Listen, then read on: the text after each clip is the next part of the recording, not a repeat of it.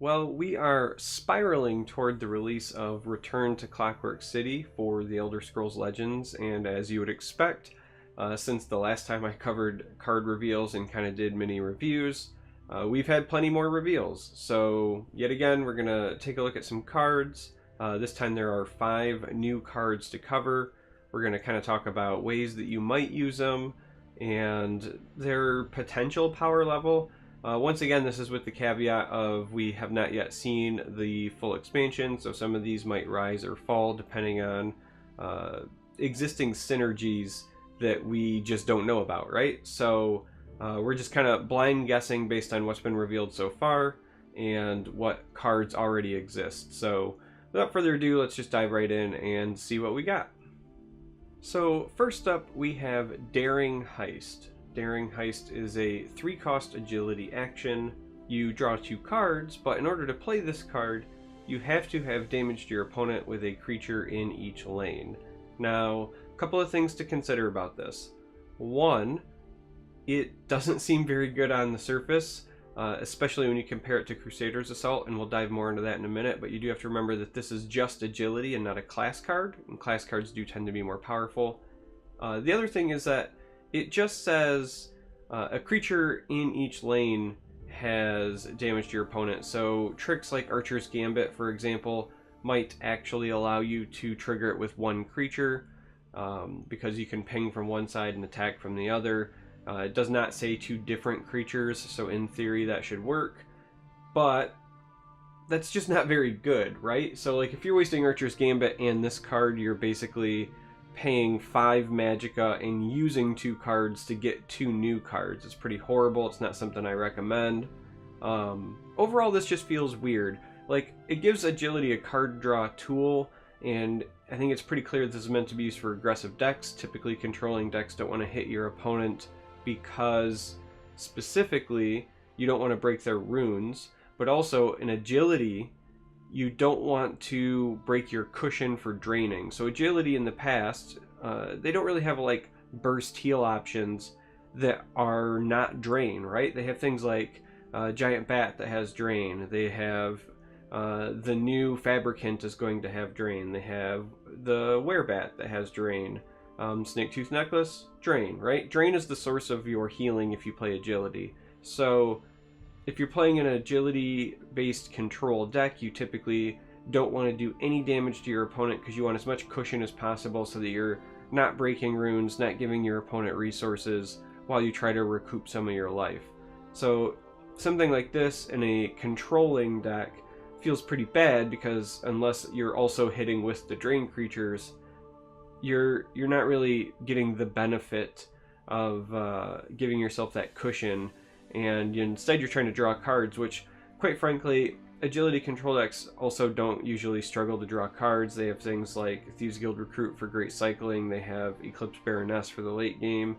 Again, this card feels like it's very either mid-range or aggro-oriented, specifically aggro. I think most people are looking at this and they're immediately thinking that's supposed to be a tool for like Token Monk, specifically because the willpower token generators would give you a lot of ways to put a creature in each lane, and then this could potentially recoup some of those cards. But again, when you compare it to Crusader's Assault does a lot more than this and with a lot less restriction.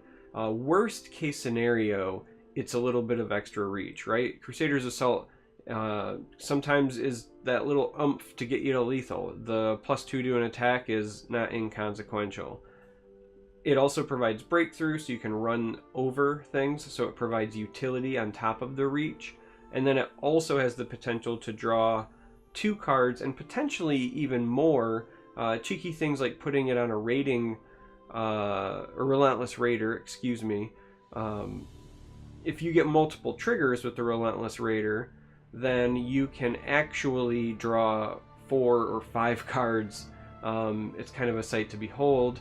So yeah, Crusader's Assault is a class card. It's meant to be more powerful, but it is leaps and bounds ahead of this one. So right now, with what's been revealed, unless there are some other ways to trigger this, some other ways to make this worth your while.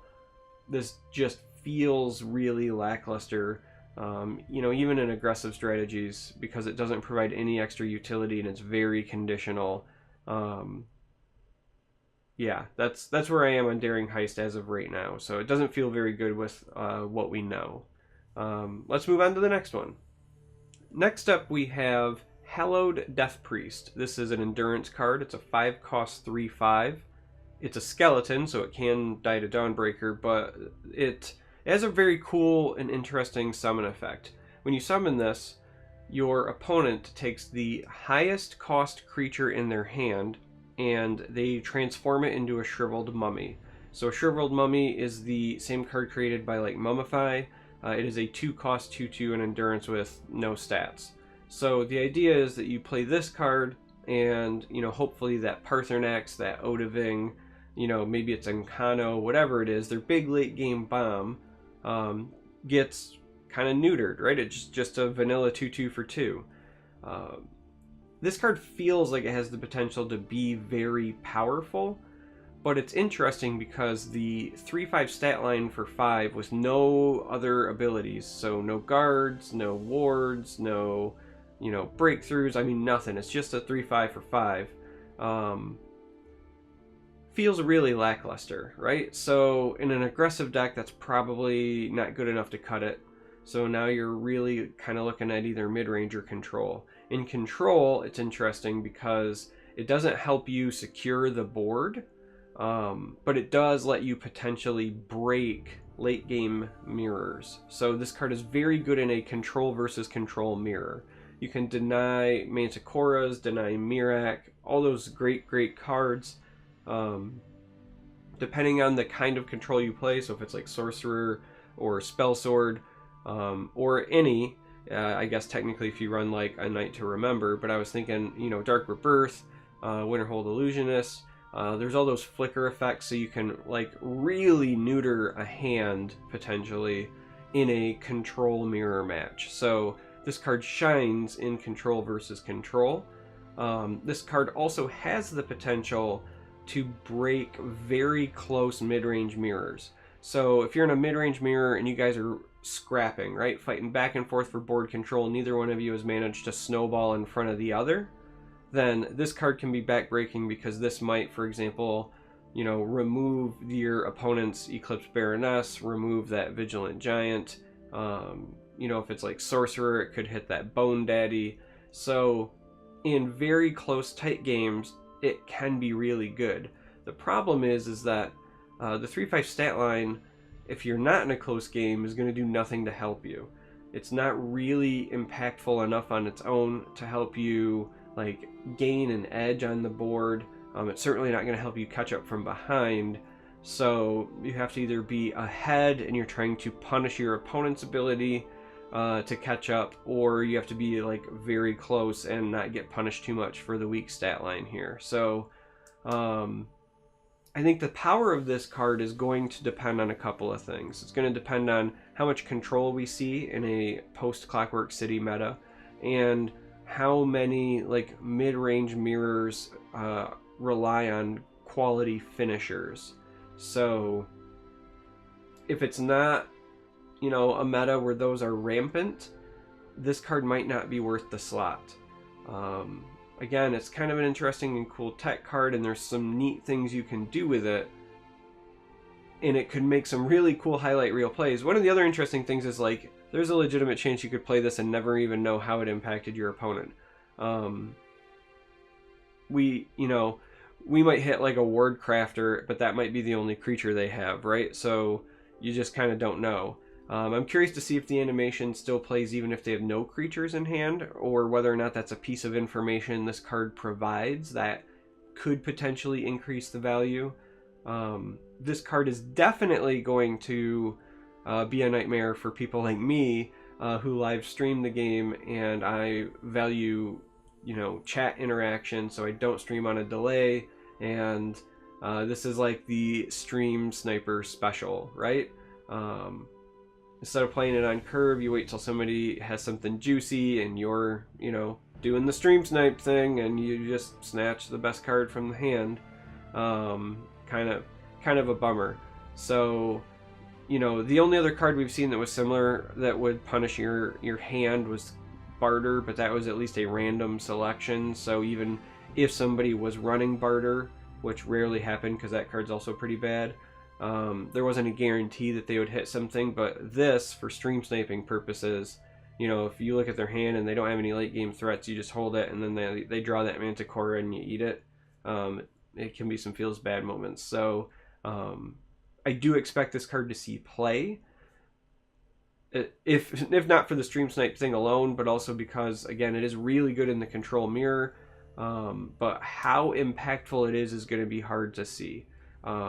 Personally, I would rate it as a good, not great as of right now, because it's very good at what it does, but it's a niche card, so it's not going to be like an auto-include. It's not, you know, breaking a meta open.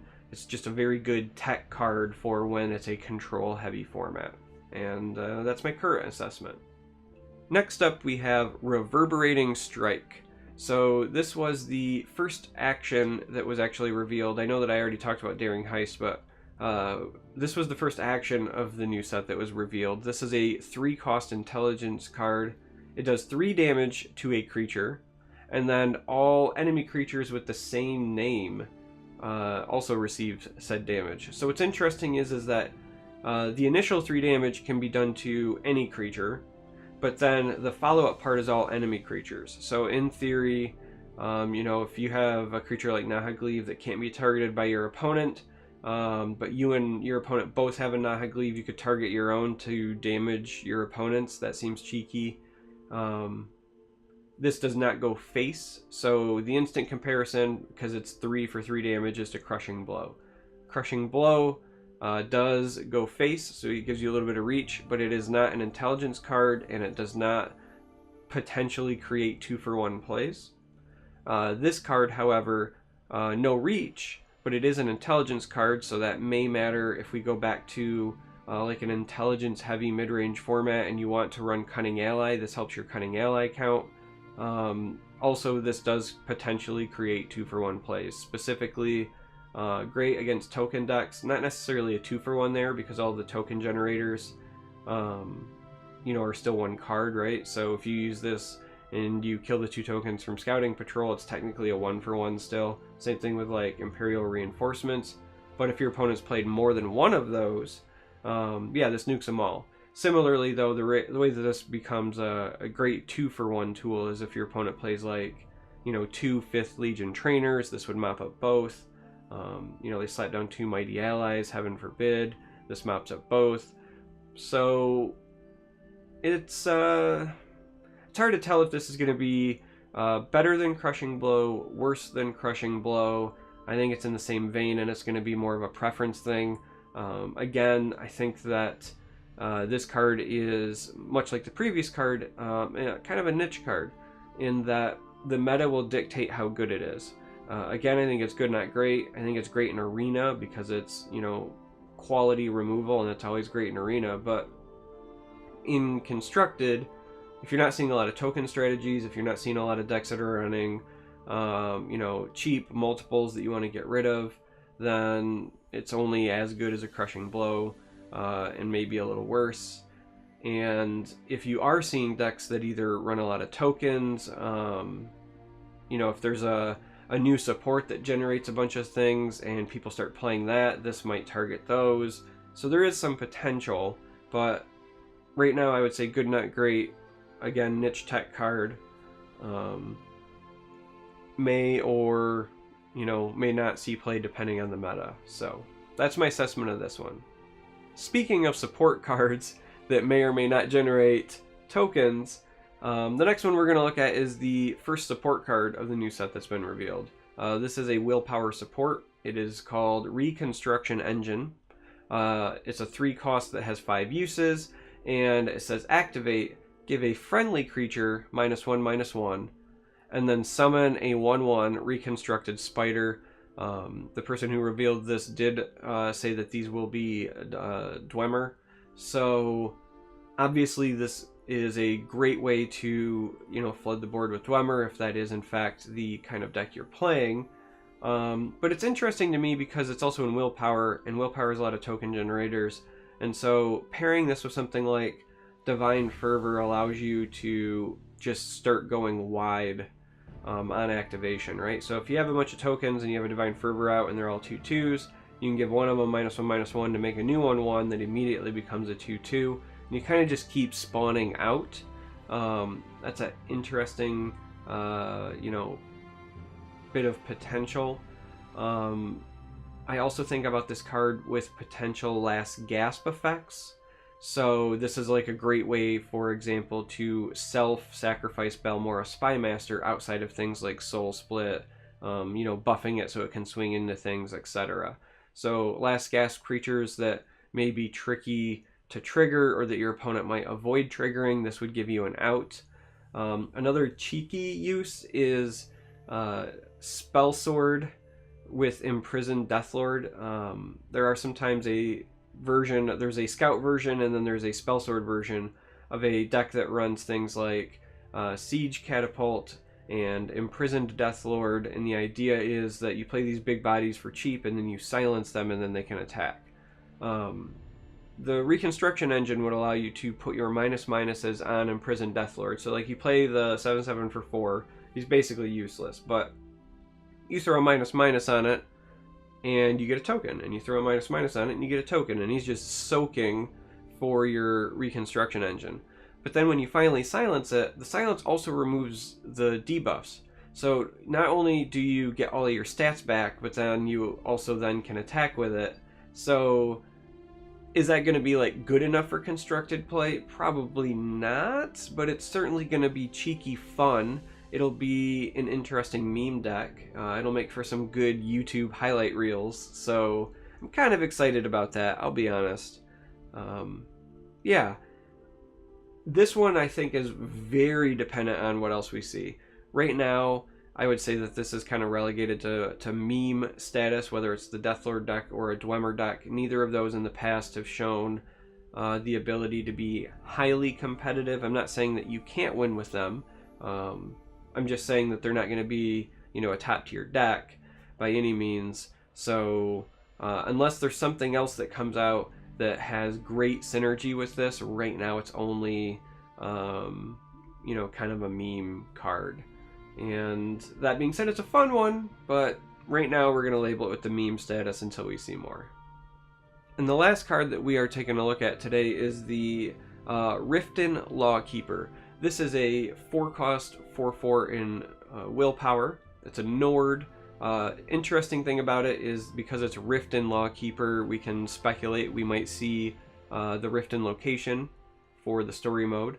But this particular creature is a 4/4 with Breakthrough, and it has a summon effect of gain 4 health.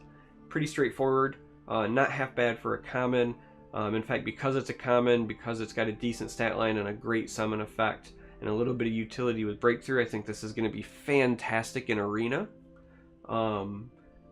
That being said, I also think it might see play in a couple of constructed decks. Specifically, any of the Flicker Mage decks. In the past, we had Knight of the Hour, and I think that Flicker Mage probably still runs both, if I'm being honest. But we had Knight of the Hour, and that had comes into play gain 3 health. This summon gain 4 health is obviously better, and it comes in at a cheaper stat line.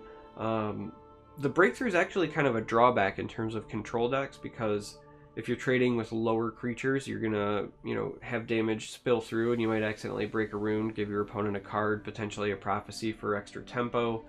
But the 4 health is fantastic. 4/4 for 4 is not half bad stats. The biggest problem with it in terms of control decks is that it costs 4, and there's a lot of 4 drops that you're competing with. It's the same problem with mid-range. While I think this card is great in Arena, I don't think it ends up fitting in your traditional mid-range willpower decks because of the 4 cost, as weird as that sounds. I don't think that you run this over Hive Defender. I don't think you run this over Cloudrest Illusionist. If you're running any 4 drops from whatever your other attribute is, you're running out of room to sneak this guy in, right? Like you think about Crusader's got all those amazing legendaries. You think about Monk, Monk might want to run, Werebats for more Prophecy, Murkwater Shaman. Spell Sword has the fantastic class card. There's a lot of really good 4-drops. This would be competing with them. There might be a chance that it's worth fitting in. Again, it's going to kind of depend on what else exists, but for me, I think that the best use is in Arena. It's going to be great there. For Constructed, it's probably like that Flicker style mage. In a Flicker control mage, you've got Lightning Bolt, Hive Defender, Cloud Rest Illusionist. You're probably sticking this in as well, right?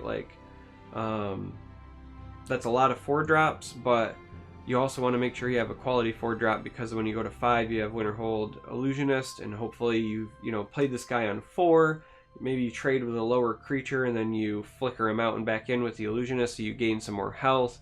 Your Lawkeeper heals, right? It could be that cheeky on-curve play for a deck like that. I don't know if it's going to be, again, I don't expect it to be top tier. I would say, much like a lot of the stuff I'm showing today, it's good, not great, just because of the niche status. Almost all of the cards, with the exception of Daring Heist, which I think is kind of just bad right now, almost all of these cards are very either matchup dependent, deck dependent. These are certainly not the sort of cards that are just always good. They're not, ubiquitous. You're not going to throw them in. And I kind of like that about this set, because when things are on the cusp of being good or playable, it means that you're likely going to see a lot of experimentation when the set comes out. I know I'm certainly excited to try a lot of these. We're about halfway through seeing all of the cards for this set, and right now, the majority of the cards that have been revealed just make me want to see more of the set, because for at least half of them I've said it's going to depend on what else comes. So I'm eager to see what the other half is, to find out exactly how many of these become playable because of the other cards that exist, and how many of these are close but just fall short because there's not enough there to make them work yet. So that's it for this video. As we get more reveals, I'm sure I will do another one of these, but as always, thanks for watching, and until next time, may you walk on warm sands.